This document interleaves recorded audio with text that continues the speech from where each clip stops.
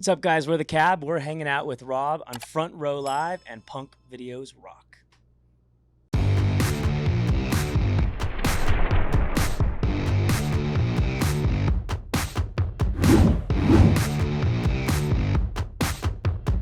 What's up, guys? Rob here, Front Row Live Entertainment. I am hanging out with the Cab. Guys, it's so good to see you guys again. It's been quite some time, and I'm excited to see you guys, not just in person, but also like get to know that you guys are back touring and performing. New album just dropped. How are you guys doing, and how does it feel to be back on the road again? Well, first off, it's great to see you too. It's been way too long. And we're excited to be back on the road. You know, we did that tour with All Time Low in the fall, which was really special and great. But to be able to headline and play for our fans, you know, for the first time in about 13 years, nothing beats, you know, playing your own show and then just hearing everybody sing words to not just maybe one song they know or two on their playlist, but like the entire set. So it's been really special. And it's Back from the Dead tour. Yeah, we're on show 5, and so it's been really fun. I want to go back in time a little bit because I love the fact that not only you guys started this band, this project super early, but you guys had so many trials and tribulations throughout it. Something that, you know, at that age, I feel like it would just shatter you. It would just make you not want to be part of this industry. But yet you guys still kept pursuing it. You kept doing whatever it took to get to this, place where you're at today. What kept you guys motivated throughout that entire time? Well, I think one of the themes of the album is kintsugi, which is, you know, the art of making. It's a Japanese art thing where when something breaks, you put it back together more beautiful than it was before. So I think we were kind of shattered in a way, but, you know, you constantly kind of get broken down and grinded down, and you put yourself back together and you piece it back together and you figure out who you are and you rebuild. And I think that's a huge part of life. I think it's like getting knocked down and broken, and that'll happen to everybody. So it's how you get back up and how you proceed. So for us, it's been really exciting to kind of get a second chance in a way, because I don't think either of us thought that we'd ever be doing this again. So getting a second chance, we're just extremely grateful. And I think that we're all really strong individually. We know who we are. I mean, a lot of us have wives or families or children, and so for us, it's like we're touring because we want to, not because we have to. So I think if you're strong, it's like the whole, what do they call, like the three-legged chair doesn't stand. You can't sit on a three-legged chair, right? So it's like when you have really strong pillars, then the building stands, right? And you have to have each individual pillar, or else the whole thing falls. So I think that us growing stronger as individuals has only helped make the Cab just exciting and fun and strong as a unit. It got even more personal because of the vocal cords that got damaged. I feel like it was a great time for the Cab. You know, things were really happening for the Cab, and you know, this happens. What was that process of kind of going back to being yourself again, like being able to sing again? But like, what was it like also like rediscovering your voice? Yeah, I think that's a lesson in life, right? I think when you are at your happiest, it can all be taken away. And I think that when you're at your low point, there can be something that comes into your life that turns everything around. And I think that's just part of the journey. And for me, it was even pre-voice. I think being a singer in a band, starting at 14 years old, you just literally, my nickname was Singer. The band called me Singer, fans called me Singer. So like, I didn't know who I was outside of, I didn't have an ordinary teenage life. Like I was just the singer of the Cab. So losing my voice and having to figure myself out and like, okay, well, what makes me tick if it's not music? If I can't do music, like, or if it's not singing, what can I do? So I kind of just spent all my money and saw the world and said like, hey, like if I spend all my money and I blow it all, but I got to see the world, I'll never regret that. You know, if I spend my money on other stupid shit, then, you know, maybe one day I'd look back and be like, man, I should have invested it. But looking back, it was the best decision I ever made.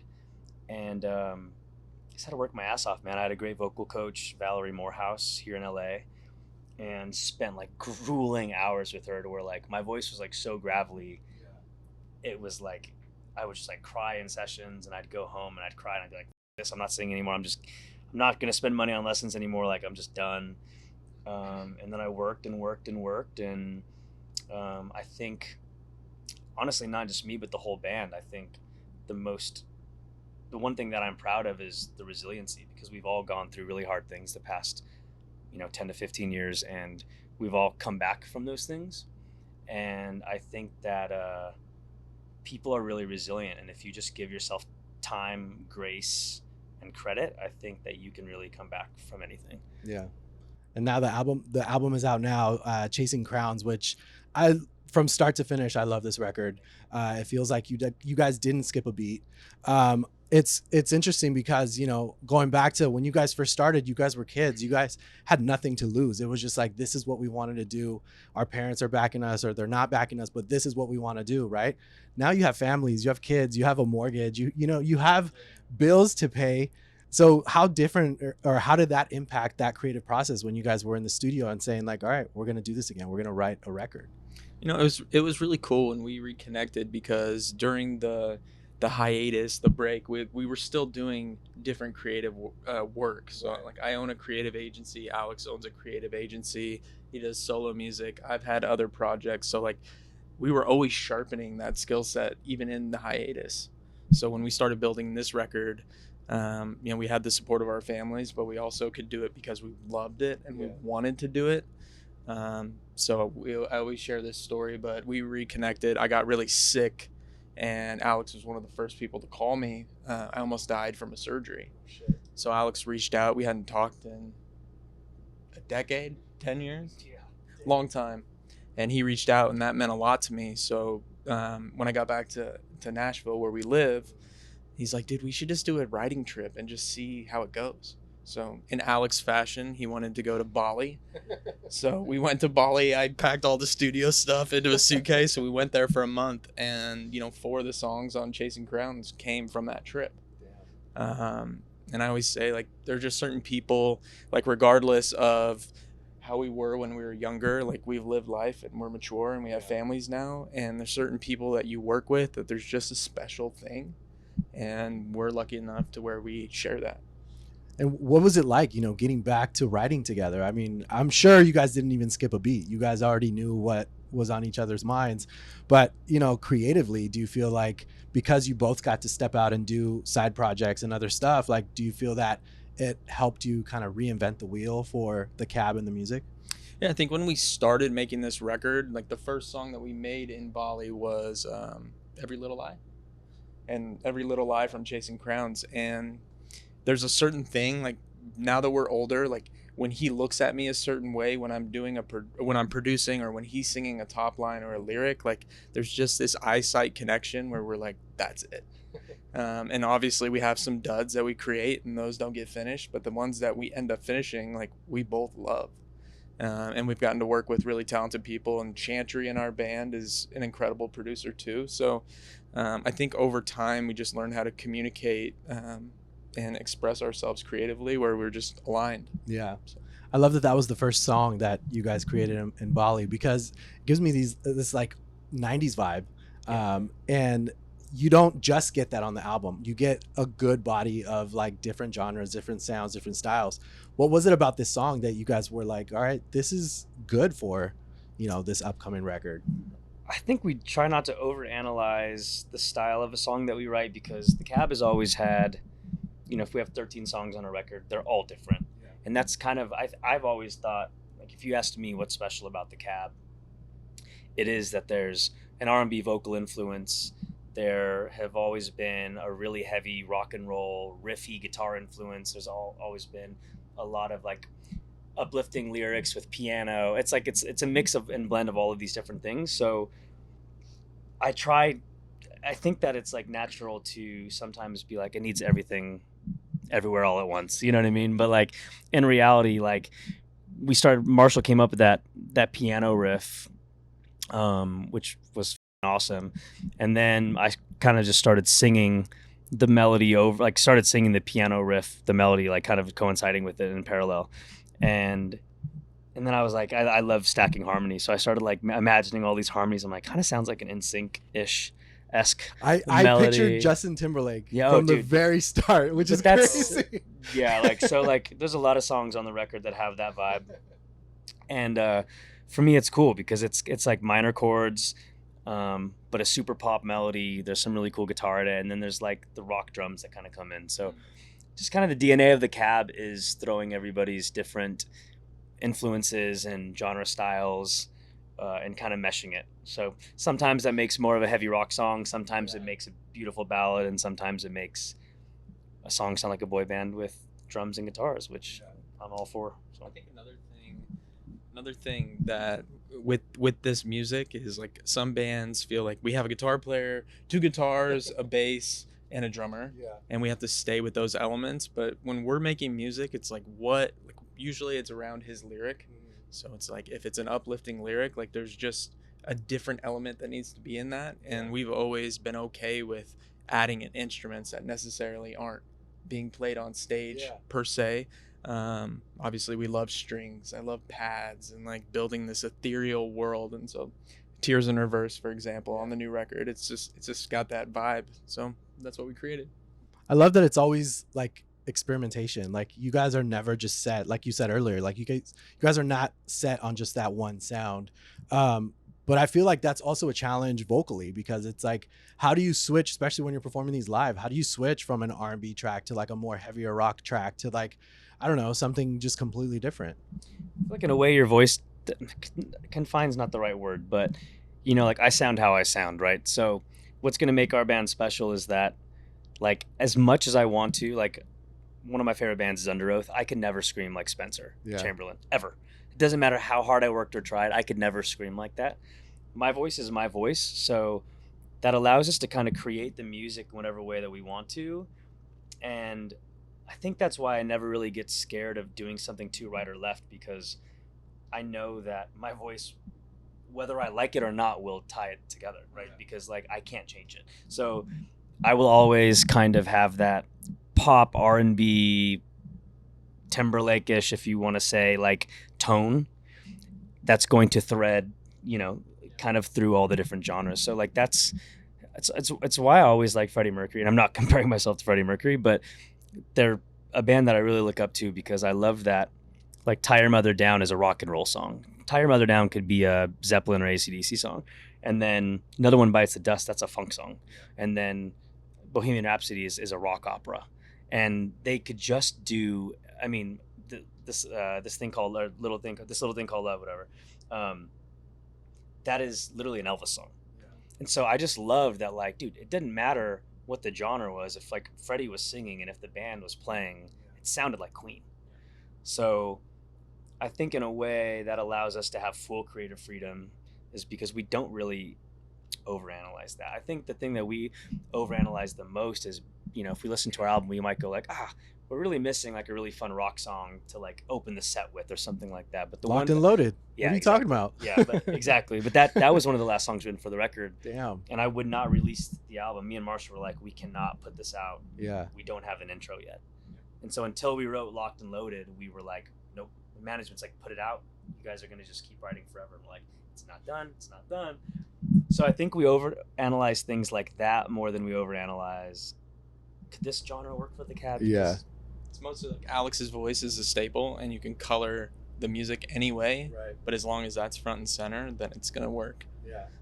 But Locked and Loaded was the last week before we submitted the album. Yeah. Yep. So we were like, we gotta figure it So out. we knew it. We're like, now. Angel with a Shotgun was such a big song for us. We're like, we don't have anything like that just kicks people's ass at the beginning of the album. Yeah. That and the guitars are insane on that track. Yeah. Good. Yeah, Chantry's awesome, man. I do want to say that, like, listening to this record, like, one thing that felt apparent to me was that your voice is like, I feel like you unlocked a new level, because it's not, you know, I had to go back and listen to the previous material as well, because I was like, I don't think I've heard this exact like tone or pitch from you before. Is that something that you unlocked because of where you guys are at now? Is it because of like the rediscovery of your vocals from the injury, or is this just because of what these songs were asking for? I think it's a perfect storm of a lot of things. I think when we signed our record deal, like, dude, I never had vocal lessons. Like, it was like, dude, like, I listened to our first EP that we made when we were like 15 years old, and like on the on the tracks, like I'm not even in tune or key. Like I'm like literally like half a step off the entire record. I'm like, how did anyone sign us to a record deal? Like, and honestly, like it's embarrassing. And I want to go back and like re-record songs because I'm like, I cannot believe I sounded like that. So like, one of those things is like maturity and growth. I think the other thing is, you know, back then, producers were doing, we call it the Kelly Clarkson effect, which was every producer, pop or rock, wanted you to do a verse in a low octave, and then they wanted you to jump the octave, and they wanted you to hit the highest note in your register every single chorus, whether it was comfortable or not. So it was like miserable, dude. Like I might be in the vocal booth doing like 25 takes to hit this note once, and then they're like, "Go play it live," and you're like, "That's not how I sing." So now that we pretty much like self-produce or Chantry produces, Marshall produces, or we go to like our friends who are producers, like we write the song. We have no label telling us what to do, so we write the songs the way we want to in the keys that we want to, where I think and we think my voice sounds good and feels good. But then yeah, I think the vocal injury taught me how to sing, and I really think because I never had vocal lessons, I think I was singing wrong for probably the first like 10 years of my career. And so now I sing and there's so much less strain, and I'm like, is this how I could have been singing the whole time? But I just didn't know that I wasn't singing from my diaphragm, or like, you know, all of these little things. And I was constantly just like choking. And if you listen to Lock Me Up EP, there's no secret. It's like that album was recorded mid-injury. The label kind of forced me to do it, and I sound horrible. Like I sound like hoarse.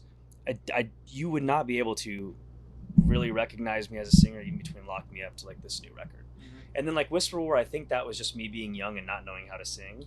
Symphony Soldier, I think You might John have still been going through puberty. I might have. John Feldman and Brandon Paddock really were the first people to start like unlocking a really good vocal tone. And now I kind of vocal produce myself in a way of like take wise, and then Marshall is really instrumental in being a part of that recording process. But I mean, there's a lot of layers to it, but I think it's like control. I also know when to stop. I know my limits.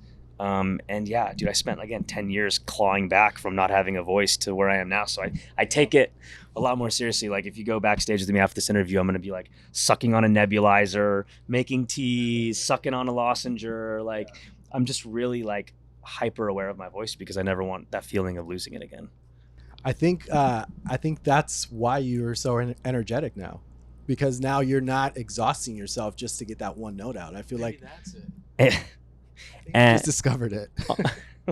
There you go. It's possible. It's very possible. But it's interesting that you say that because yeah, like talking to Ryan Key from Yellow Card, he also had a vocal injury, and then after the injury, it made him realize like, oh shit, I got to take care of myself. So it's cool that you're doing that now. You can lose your voice even if you do take care of yourself. So that's a scary thing. That's true. So it's like if you double down and if you don't take care of yourself, it's just adds. I hate to compare it to this, but it's like you can be the healthiest person in the world and get cancer, but you can do really bad things to your body that kind of give you a higher chance of getting sick. So it's the same thing with like a vocal injury. It's like you can be Adele, right? Like one of the greatest singers in the world. It's like she had a crazy vocal injury and she's definitely not singing wrong. So you just have to be really careful, man. And you never know when it's going to end or when you're going to have this injury. So kind of to go back to like your first question, it's like we're just the gratitude that we feel. And I think being older now, when we look in the crowd, like I perform personally every show like it could be my last show, because like when we played that last show with Maroon 5, I didn't know that was going to be like our last big show together. And then our last show was in San Diego, and you don't know when life ends. You don't know when your band's going to end. So you just have to enjoy it and soak it in and just like really relish every moment. Yeah. Now I could keep you guys forever, and I want you to have that vocal rest for the rest of the day. So, Marshall, last question. You know, the album is out now, and like I said, I listened to it, fell in love with it instantly. Awesome. For you, what excites you most about this new album, Chasing Crowns? This was the first record that we did together that it was completely us.